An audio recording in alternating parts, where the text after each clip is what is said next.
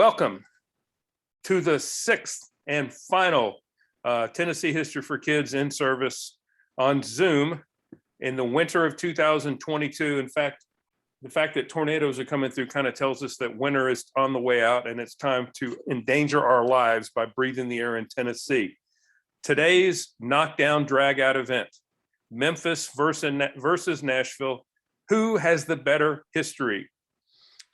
Now, this isn't the first time that I've done some things to get an emotional reaction out of people who are watching. This may get ugly. Willie, can you guess which one of these gentlemen you are? I would say I'm the guy with the big muscles, and you're the guy on screen left. Oh, really? Is that correct? So you think I'm American Dream Dusty Rhodes and not Hulk Hogan? Yes. Well, yes. Here we go. All right, but before we get started, I want to talk a little bit about your resume, because you're not just some person we yanked off the streets in Memphis. Tell us a little bit about what you do and some of the things you've done. Well, I'm a filmmaker and a writer, and I kind of do a lot of things about Memphis history and Mississippi Delta history and the blues and things like that. I've done many documentaries about Memphis. I've written 4 books for these Arcadia books about Memphis and Memphis kind of things.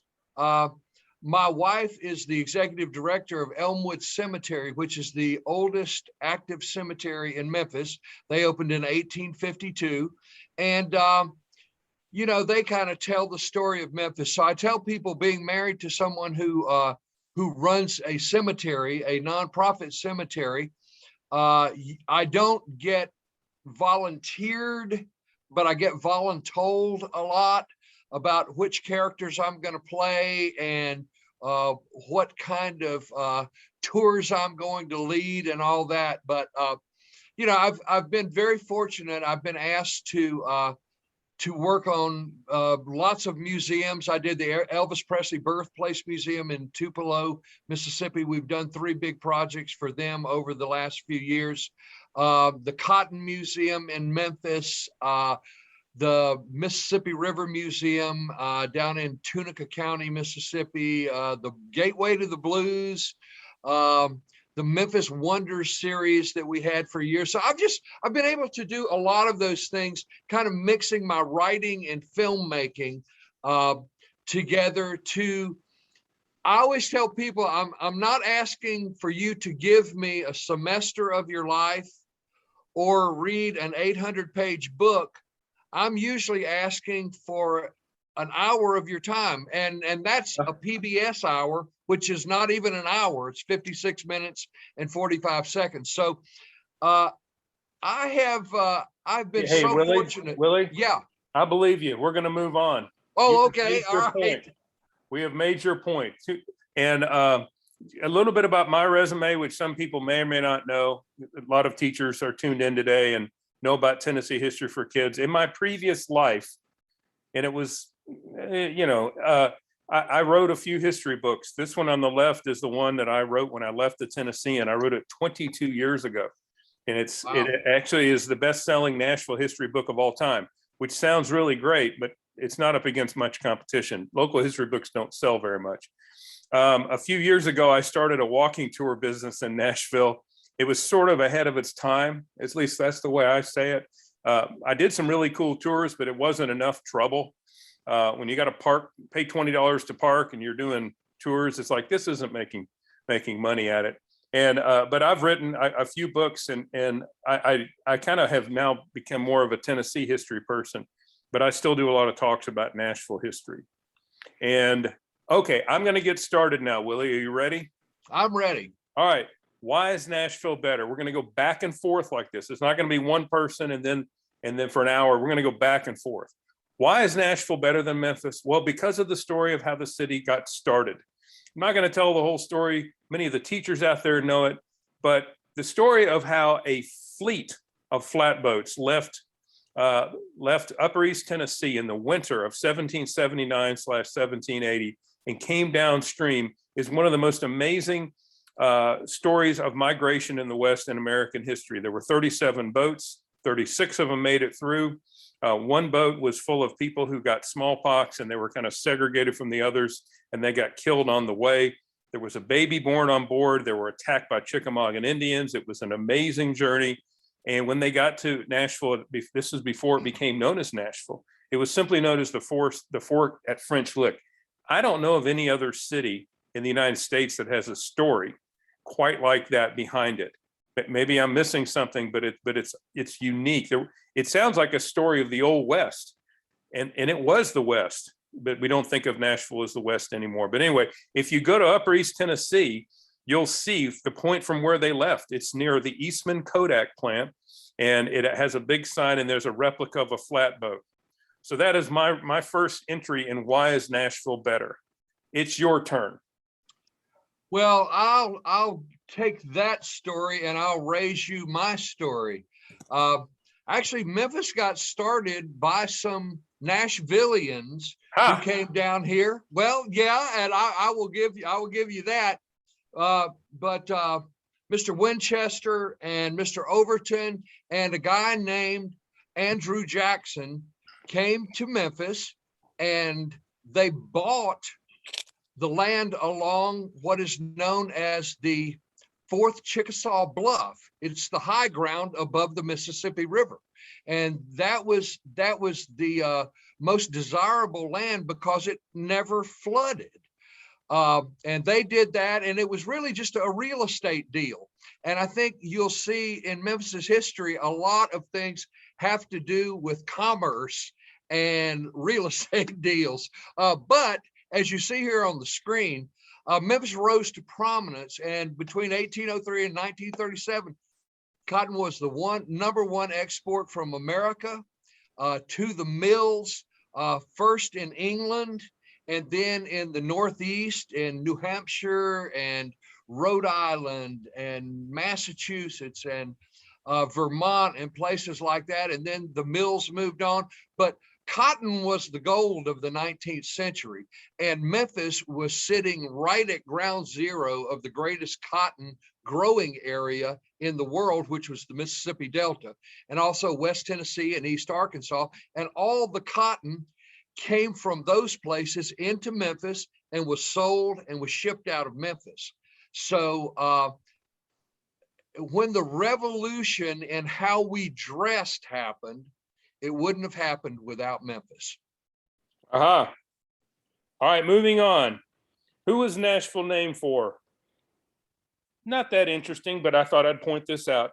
Nashville is named for Francis Nash, a hero of the Revolutionary War who never came to Tennessee because he was hit by a cannonball after the Battle of Germantown in Pennsylvania in October 1777.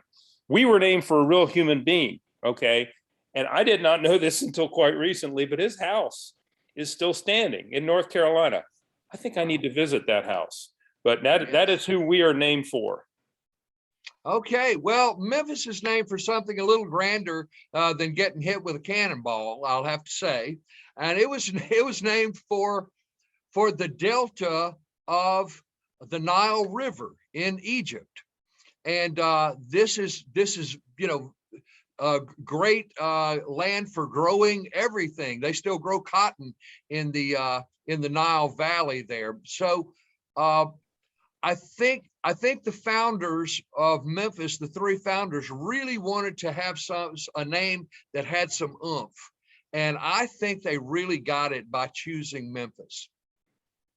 By the way, one of the teachers watching is Mary Littleton, and she says, why can't we retroactively name Nashville for Diane Nash? That may seem like a strange idea, but it has happened in Nashville, in Tennessee before. There's a county called Benton County, and it was originally named for Thomas Hart Benton. But before the Civil War, he came out against slavery when he was living in Missouri. And so the citizens of that county decided that the county is no longer named for Thomas Hart Benton.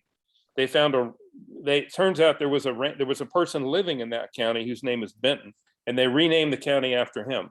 So that they didn't want to change the letterhead stationary. This is a true story. That's convenient. Wait, Thomas Hart Benton, the painter, it was Benton. It was He was a U.S. senator. He wasn't the painter. It was his father. But Okay. okay. Oh, looks like we have back-to-back Memphis points. This shouldn't happen. Oh, But go. All right. yes. Little known Memphis fact.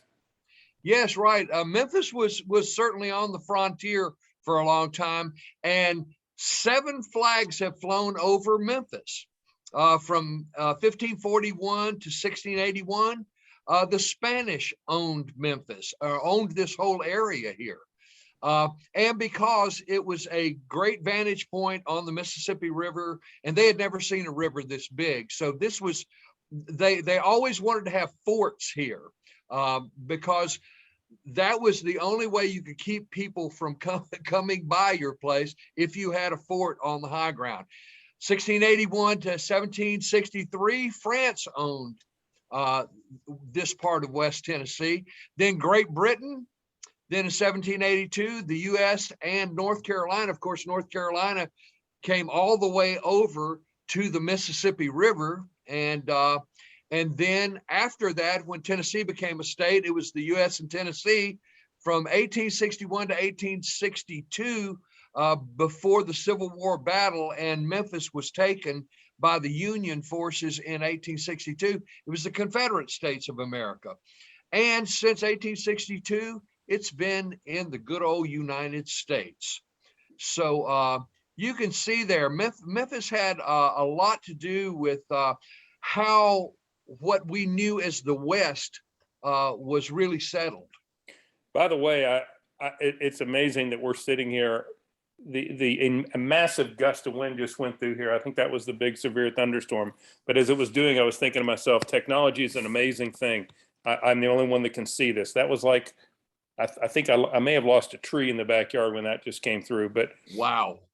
Little known Nashville fact. Well, we're going to go back. That was kind of a little known Memphis fact. Nashville was the capital or the administrative center of the Miro district. From 1790 until 1796, the territory south of the Ohio River was divided into 2 parts. They were not connected because the Cumberland Plateau was between them. This is the Miro district, and to the east was the Washington district. And the eastern half was like it was obviously named for George Washington, but a lot of people have wondered who is Miro. And by the way, there's short stories. Peter Taylor wrote a short story about the Miro district. There's restaurants about the Miro district. A lot of people don't know who it's named for. Well, it's named for a Spaniard.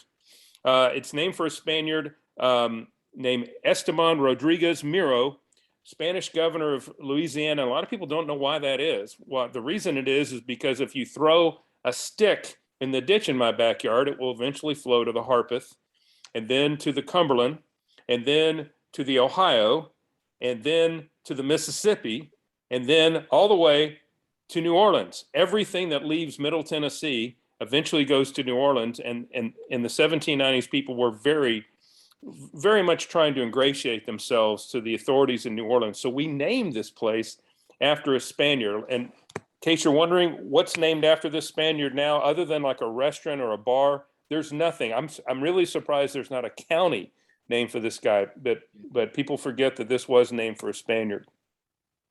Wow. Okay, why was Memphis better? Your turn.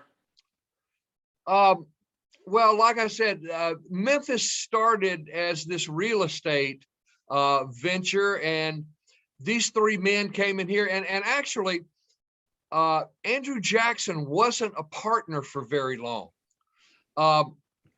They started this, and then Jackson got ready to run for president, and they had started moving the Indians out. And we'll talk about that in a minute. The Native Americans were moved out because there was a lot of land bought from them.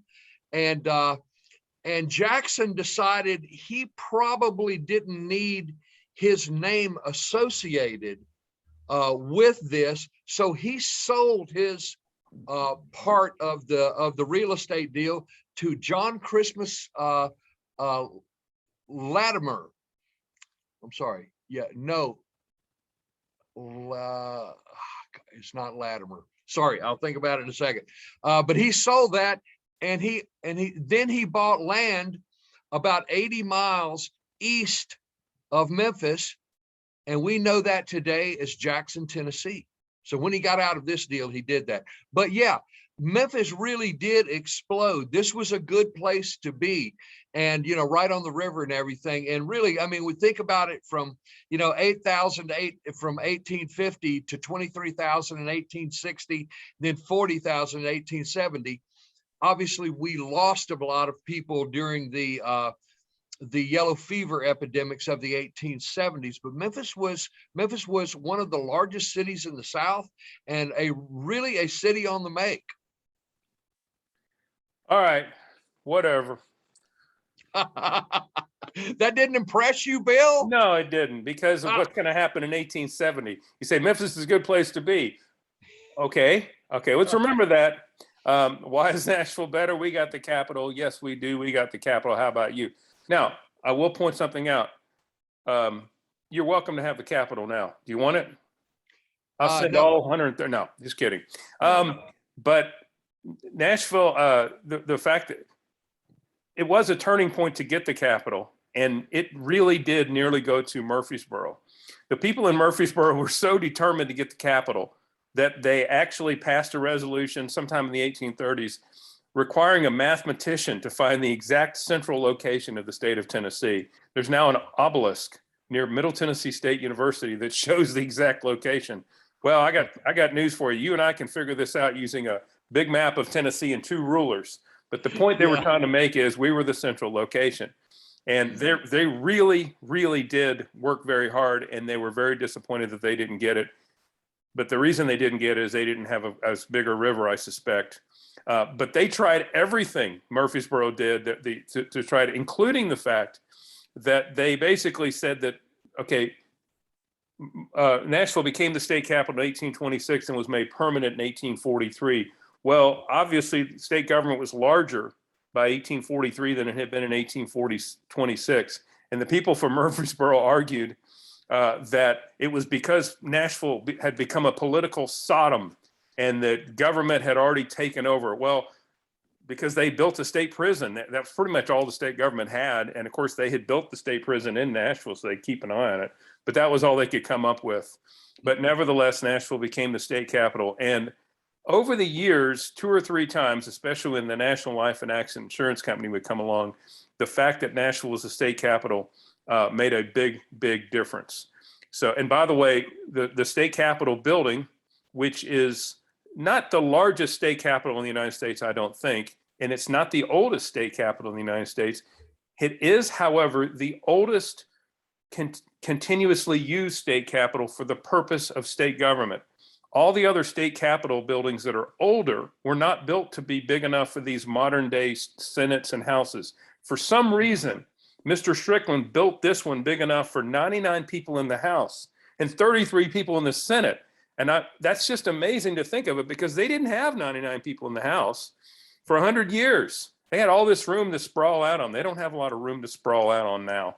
So, but it's amazing in hindsight that they built a building so old. And you probably knew this. Do you know that Mr. Strickland, who built that building, is in the wall? Really? Yeah. There's a He's dead buried body. there? There are 2 dead bodies in the walls of the state capitol, at least 2, the 2 that we know of. Wow. One is Strickland and the other is a person who was head of the Capitol Commission. And I think one of the reasons they were buried in those walls is because the building wasn't just a little bit over budget. It was way over budget. And so they were pretty unpopular by the time the building got done. They probably said, we'll put us in the wall and no one will ever get, no one can ever dig us up. But anyway, okay, your turn. Okay. Well, in the 19th century, really in the 18th and 19th century, the mule became everything. Mules ran the South, and they actually ran this country.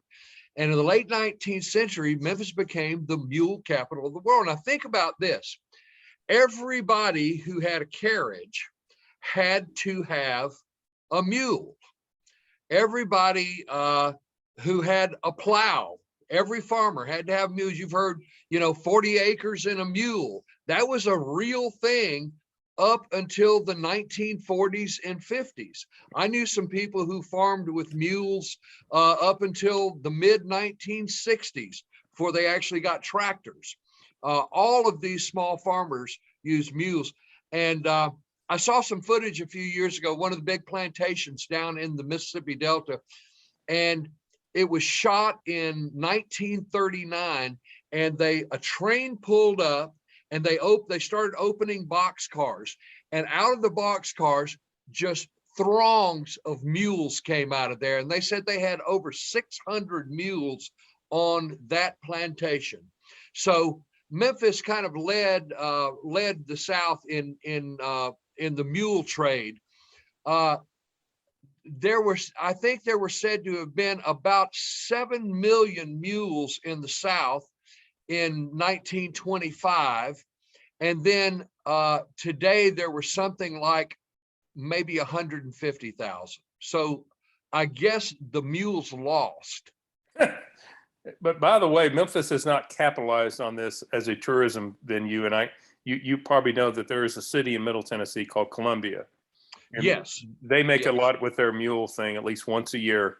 But I often point out to people that Columbia's mule business never would have compared to that of Memphis. Yeah. Okay. Yeah. Railroads. Let me make sure. Okay. What was the city in Tennessee that got railroads first? Actually, it was Chattanooga. Now, Nashville was next. Nashville was connected to the Atlantic Ocean 3 years before Memphis. And oh, but here's an interesting thing. I was in Baltimore recently, and I went to the B&O Railroad Museum, and it's the best, probably the best railroad museum in the United States. And obviously, the B&O is the one that connected the Atlantic Ocean to the Ohio River system. But it's interesting. It was started in like 1828 or something. Well, but interestingly, it wasn't completed. It didn't make it all the way to the Ohio River until after the Nashville and Chattanooga Railroad. So, so the Nashville and Chattanooga was actually the first, as I understand it, to connect one of the major rivers of the middle area to the ocean. It wasn't by far, but and it didn't get started until much later than the B&O. I'm not sure why the B&O took so long, except I guess maybe once they crossed the threshold, crossed the water line, that they didn't really need to. But if you research the history, you'll find that it didn't make it all the way to the Ohio River until much later than it was started. So are you going to concede the railroad point to me? I might, but I'm just going to say I don't think Nashville had as much to ship as Memphis did. So we may have to split that one, Bill.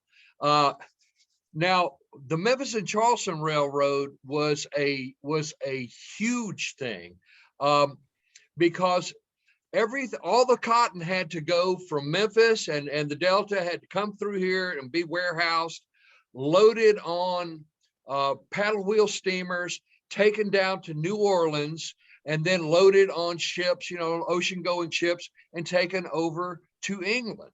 And that was still happening in the in the 1960s and things. But once the Memphis and Charleston Railroad came online, they were able to make that trek, and then it was much closer getting to England, going out of Charleston on those ocean going ships. And a funny little aside is I read something that George Harrison of the Beatles said they always knew when the ships were coming in from New Orleans, and that the sailors on those ships would buy 45 RPM records and sell them to the kids in Liverpool, and that's how they started learning about American music. They said obviously they heard lots of American music, but the good stuff, Fats Domino, Ray Charles, and people like that, they bought those records from the sailors who were on the cotton ships bringing cotton over to Liverpool to the cotton mills. So I'm going to maybe have to take that since it included the Beatles. All right. I'm going to check something real quick. I'm making sure we're recording. I went away from screen sharing for a second. I'm going to go back. All right. Can you see the screen again, Willie? Yes, I can. All right. But I want to point something out about Memphis and railroads. And I've heard that point about the Memphis and Charleston from you, and also from our mutual friend Jimmy Ogle. But there's something I learned. It's kind of a grim truth. Yes, there was a huge amount of cotton that left Memphis and headed east on that railroad. A lot of slaves left Charleston heading west. And when I did the book on the history of slavery, I noticed that no sooner did that railroad get finished than Nathan Bedford Forrest began advertising in the Charleston newspapers. And you would see mentions of South Carolina bred slaves in the Memphis newspapers, that before they had been coming from elsewhere. But it's important to remember that the railroad had all sorts of effects on all sorts of industries. Yes. Speaking of slavery, why is Nashville better? Well, a case can be made, a very good case, that the most important American to ever live came from Nashville. His name was Andrew Jackson. Love him or leave him, he was the most powerful person in America for about a quarter century. And when I say that, I mean it. He was, not only was he the most powerful American during the 8 years he was president, he had barely lost an election before then. He was very powerful before then. After the phrase Jacksonian democracy, and one of his mentors, James K. Polk, later became president. So he basically shaped the political party for better or for worse, and shaped a populist era. You know, that was when in most states, including Tennessee, the requirements that you own land were taken out of the voting requirements. There was a lot of opposition to a national bank. The Indian removal took place. He was an unbelievably powerful man, and most of the textbooks will tell you that between the first 5 presidents and the Civil War, the most powerful one was Andrew Jackson. And so we know that. Oh no. Then again, do I even need to say anything? Well, when you said the most recognizable American, I don't know. This is our Elvis. We love him. He moved up here from Tupelo, Mississippi when he was just shy of 14 years old. And he just created a sensation, and nothing has ever been the same. My parents told me, whatever you do, don't be like Elvis. But he redeemed himself with all those movies where he would kiss all the girls and beat up all the guys. And I've done a lot of work. I've written about Elvis a lot, and I've done a lot of work in telling his story. And I find that this is so true. Elvis, you can have any Elvis you want. If you want the 50s rebel on the motorcycle, you got him. If you want, the mama's boy who joined the army, even though he didn't have to and didn't ask for any kind of special dispensation or anything like that, you got him. If you want the movie star, the Hollywood guy, you got him. If you want the Las Vegas star, you got him. So Elvis can be anything you want him to be. So he's kind of on the buffet plan, I think, right? Okay, I'm going to see if you know this bit of Elvis trivia. What are the first 4 words Elvis said the first time he went on national television? Did he say, "Thank you, Mr. Sullivan"? You're close. Okay. Ed Sullivan had a guest host that night. Steve Allen. Charles Lawton. Oh, okay. He said, "Thank you, Mr. Lawton." The star of Hunchback of Notre Dame, the star of Witness to the Prosecution, was the host. "Thank you, Mr. Lawton." And that's his first 4 words. I just thought I'd point that out. No one will get that. So, yeah. Boy, it is flooding here, man. Amazing. Oh, tell me who these people are. Oh, and I forgot about that. These guys were pretty well known themselves. Standing there on the left is Jerry Lee Lewis. Right beside him is Carl Perkins.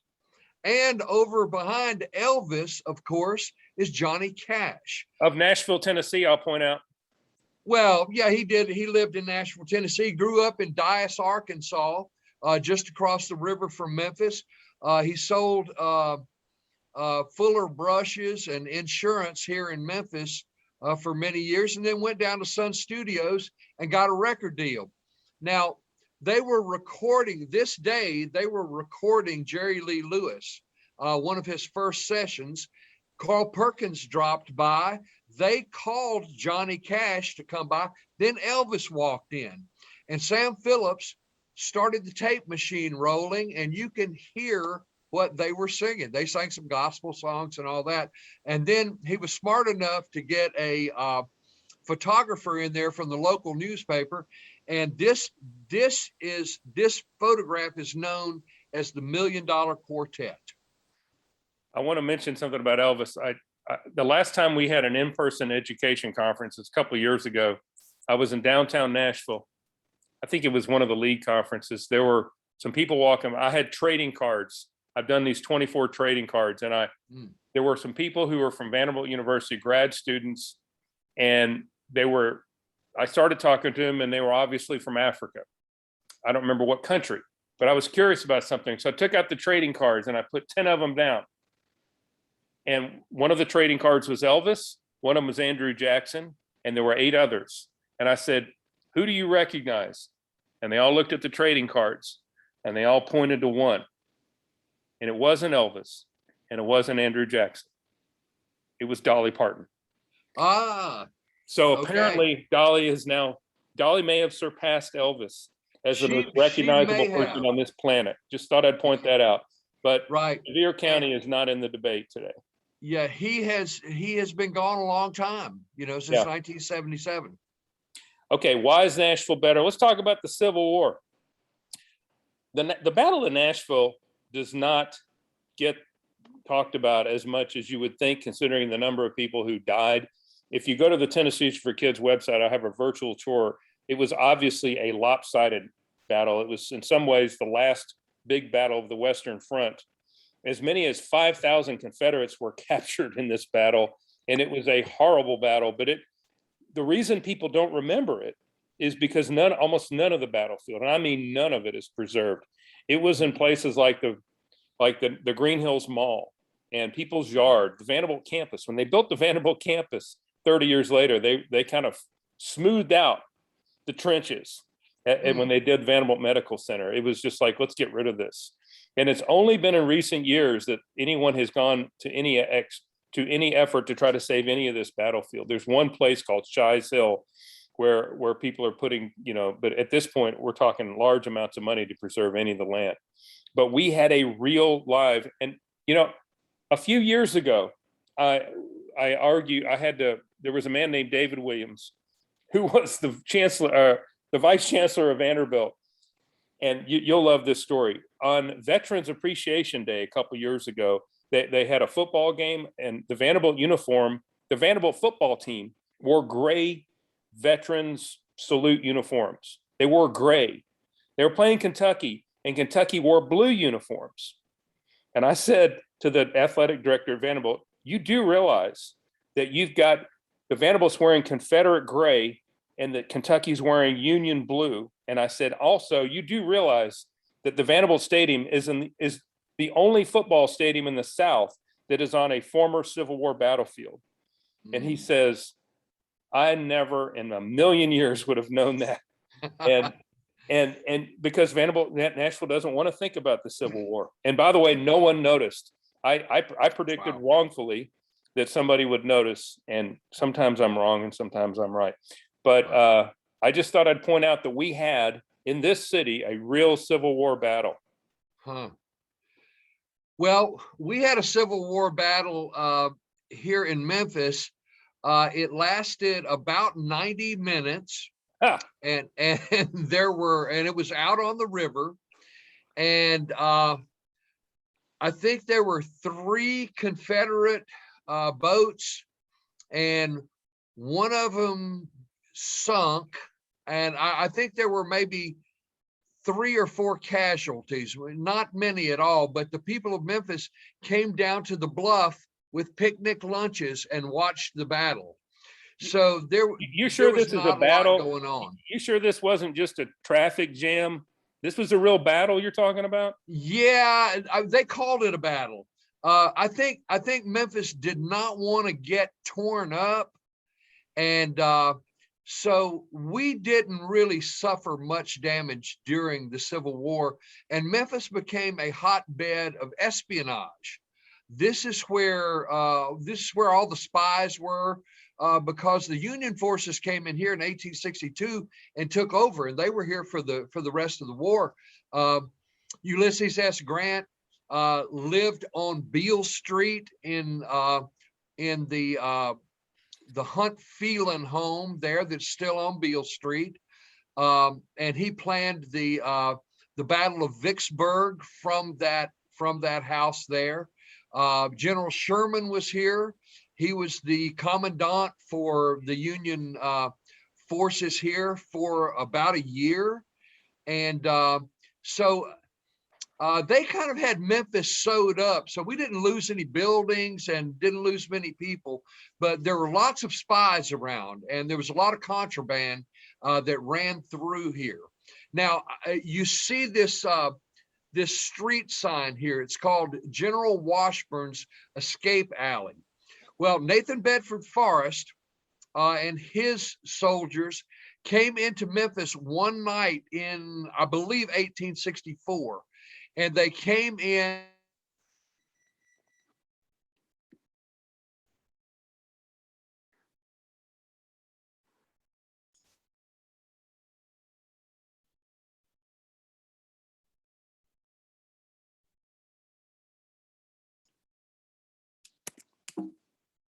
back door in his nightshirt, and they chased him down the alley, and Willie, he actually escaped. And that is a real alleyway in Memphis, Tennessee, even today. So General Washburn took off.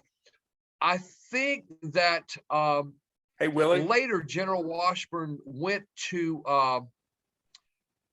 back to Wisconsin, I believe, and maybe was the governor of Wisconsin after the Civil War. Willie. Yeah, there was a lot of intrigue going on in Memphis. One of the best spies here was a woman named Virginia Moon, and she got caught every time she tried to go through the Union lines to take things to the Confederate soldiers, and she has a pretty lively story there. Hey Willie, can you hear me? I can hear you. My power went out. I saw that the screen froze, and you were just sitting there frozen. Okay, but can I see a thumbs up? Did people hear his anecdote? Y'all type in if you heard that story. If so, that's amazing. Yeah. Everybody, oh my gosh. So because we're co-hosting, I lost power. That's amazing. Okay, let me go back to share Well, screen. can I say that of course the power in Memphis is so much better than where you are. Then that's what happened, Bill. Oh, come on. So you gotta concede that one. Yeah, whatever. I will say this. Over the last few years, I have become amazed. What is it about Nashville and natural disasters? We have seen floods. We have seen tornadoes. Yeah. I didn't even, Willie, do you know what a derecho is? D-E-R-E-C-H-O. I've heard the term, but I don't really know what I didn't even know what one was until my house got hit by it a couple of years ago. Oh, okay. Wind thing that came through, but I don't know, something about Nashville and ever since the Great Flood or whatever. Okay. Wow. Let's get back to, all right. Why is Nashville better? Well, because even when we try to do something boring, such as life insurance, something fun comes out of it. The story of country music is pretty weird. What happened is there was a door-to-door burial insurance company called the National Sick and Accident Insurance Company that came up for sale in the courthouse steps in 1901, I think it was. I should know the date. I wrote a book about this. But it was purchased by a man named C.A. Craig. and a relative of his and some other folks. And I don't have the names off the top of my head. There were about 4 of them. There were government officials, a couple of them. And they started this door-to-door burial insurance company and started spreading it, started growing it across the Southeast. But it was a kind of insurance company where you would walk in and go door to door and collect the premiums from mainly working class families. And sometimes there would be, you would want to help your sales team by doing this, that, and the other. They would give the agents like matches to give away, or little cards or calendars. And so anyway, insurance companies have a lot of money to invest. And the National Life and Accident, Mr. Craig had a son, and he was into making radios, which was not unusual at that time, like World War I era. And he would play with radio station, or play with electronic things in the garage. And eventually he talked his father into buying a radio station, which became known as WSM, which stands for We Shield Millions. And the most important thing they did was, they not only did they get the radio station, they got a clear channel signal, which was a very big deal at that time. So they start this radio station, and for a while, it's going to be just like any other radio station, with classical music and news and story time and all this.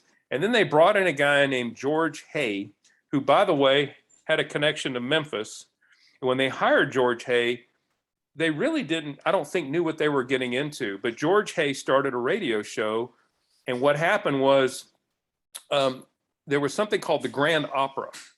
And they would broadcast the Grand Opera. And then one night he said, well, that was our Grand Opera, time for our Grand Ole Opry, because they had started a barn dance of fiddle music and stuff. And it was known as hillbilly music. And they started that. And next thing you know, and this is what I couldn't believe, Willie, when I went through the National Life paper documents when I did the book 20 years ago, I looked at their manuals. They were getting letters from Oregon and Hawaii about the Grand Ole Opry. That tells you how few radio stations there were. There wasn't much interference, but that is why Nashville became known as the country music capital, because there were other radio shows that had country music. There was one in Knoxville, there was one in Louisiana, but they didn't have the clear channel signal. So really it comes down to Mr. Craig's foresight to get that clear channel signal. But I found this on eBay, this thing right here. Yeah, I've got it framed and on my wall over there. This is a calendar that the door-to-door insurance agents would give away. And this is in like the 30s, but it's playing off the barn dance idea. All the barn animals sitting around singing on WSM radio. And anyway, obviously the show remains today. This is a photograph of the Grand Ole Opry when it was actually in the War Memorial Building in downtown Nashville. And there's the great Mr. Hay. We can all thank him for this. He wore a coat and tie, but he was the one who started all this WSM country music thing. Oh, the greatest picture ever taken at the Grand Ole Opry. Okay, we were looking at this earlier today. Let's go through the names, Willie, of who we recognize. That's Minnie Pearl. Minnie Pearl. Go over. I see Ernest Tubb with the white cowboy hat on the back row. Right here. Right there. Who's this? I think that's Marty Robbins. That's Marty Robbins.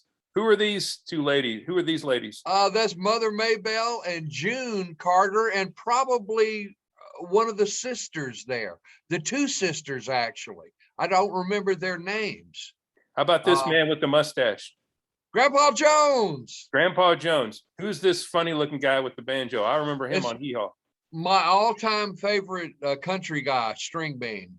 Who was murdered because he, instead of putting his money in a bank, hid it in his house and was killed for the money eventually. Who else can you recognize in this picture? This is 1965 for Don't Look for Patsy Cline, because she's gone by now. If you go to the Ryman Auditorium, they have this picture on the wall, and you can just sit here and stare at it. The more you learn about country music, the more you find out who these people are. But anyway, it's an amazing photograph.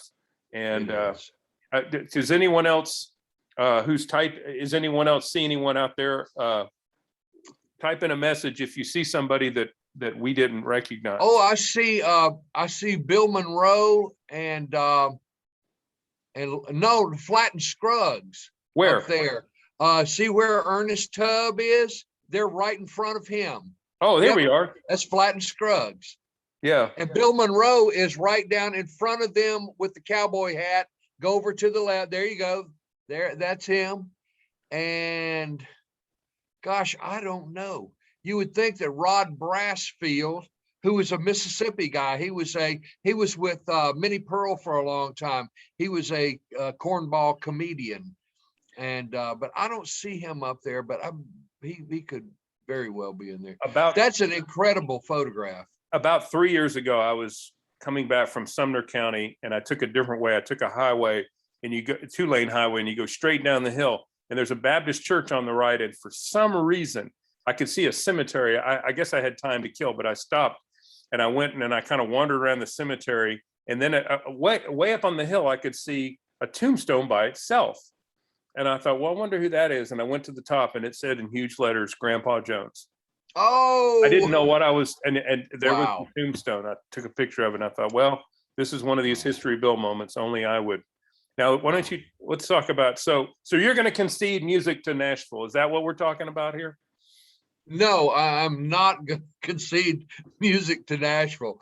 Memphis is known as home of the blues, birthplace of rock and roll, the cradle of soul, crossroads of American music, and the home of independent spirit, the center of the known universe. This is what Jimmy Ogle said. And I forgot about soul because I was going to tell you about that. But look, there's Otis Redding. And right beside Otis is Al Green. And then you got Booker T and the MGs down there. And they all recorded for Stax or High Records. And this just kind of keeps going. You can go on and on with all the pop groups that were here, all the studios that were here that recorded some of the songs you know so well.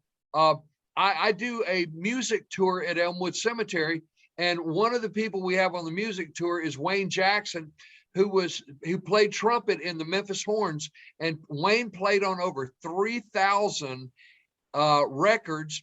He played on Sweet Caroline. If you think of that song, the Neil Diamond song, Sweet Caroline, you know, bum, bum, bum.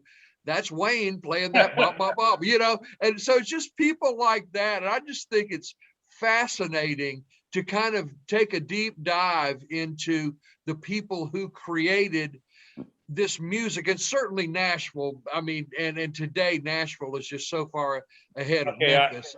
I shouldn't help my opponent in this debate, but what was it that Jimmy Ogle used to say about the name of Memphis appearing in more songs?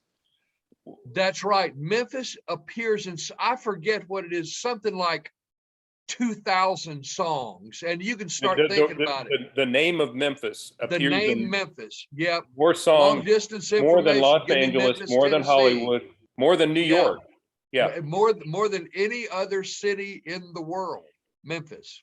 Well, and that's how I got to Memphis. And so, we know that all of that. We know that there's no one flamboyant. Oh, never mind. Forget I said it. Oh, there you go. There you go. That's my man, Ike Hayes. And Isaac Hayes went to Northside High School, and they had a great marching band and orchestra there. And that's where he learned music. A lot of these guys came out of the high school music systems, and he went down to Stax and started producing and started writing with his writing partner, David Porter. They wrote Hold On, I'm Coming. They wrote Soul Man, and just on and on and on. And then he became an artist. And I will also say this, Isaac Hayes was the first African-American to win an Oscar. He won an Oscar for the score of the movie Shaft. I believe 1972. First African-American. Just making sure the recording is still working. Okay. The only thing I'll say about Shaft is it's a good tune. Yeah. And it lasts 29 minutes. Oh yeah. It really I had a friend, Marvell Thomas, who is Rufus Thomas's son. Marvell played in Isaac Hayes's band, and he said one time they were playing at Carnegie Hall, and he said they would do by the time I get to Phoenix, and it was like 18 minutes long. He said it was always time enough. They would start the song, and then all the rest of the band would leave the stage, and Isaac would play for the next 16 minutes, and then they would all come in at the last minute and play. He said he always had time enough when they were doing that gig to walk over to the Carnegie Deli, get a sandwich, stand there, eat the sandwich in the wings, and then walk out and finish the song. All right, let's talk about specific things. We're kind of walking away from history. Now we're talking more about tourism, but Lower Broad. I moved back to Nashville in 1992, and at that time you could still parallel park your car in Lower Broad. You might have to pay a quarter to park, but you would go into these places like Tootsie's and other places, and by the way, it's hard to take a picture on Lower Broad without getting a beer sign in it. I had to get one for one of my booklets, and I couldn't use the Pabst Blue Ribbon sign, which, by the way, is a really expensive beer by Lower Broad standards. But Lower Broad was at one time a residential area. The thing is, it's lower, and so it did flood before TVA came along, and so it was a residential area. It became a Jewish residential area. There were a lot of pawn shops on Lower Broad, a lot of places to get jewelry fixed. And some of these places were still there in the 1990s. And eventually it becomes kind of a music place. It's broad because it's a very wide street. They nearly ruined Lower Broad in around 1910 because they were going to build a bridge across the Cumberland River. And fortunately, they built that bridge 3 or 4 blocks south. It was now called the Shelby Street Bridge. But Lower Broad is a really cool place to go. It has gotten kind of crowded for my taste. When I look out and see the sea of people that you see at remember when they had the NFL draft and there were like 100,000 people down there. It's changed a lot, but it is certainly quite the destination. Yep. Okay, I have can I mention something? Sure. Yeah. Isaac wasn't the first person. You said Isaac was the first person to win a what? I said an Oscar, and I was wrong. I saw that pop up there. That's Hattie McDaniel won. Probably the first in that category. Probably the first in that category. Yeah, maybe so. But I always thought it was the first. But that absolutely true. She won a legitimate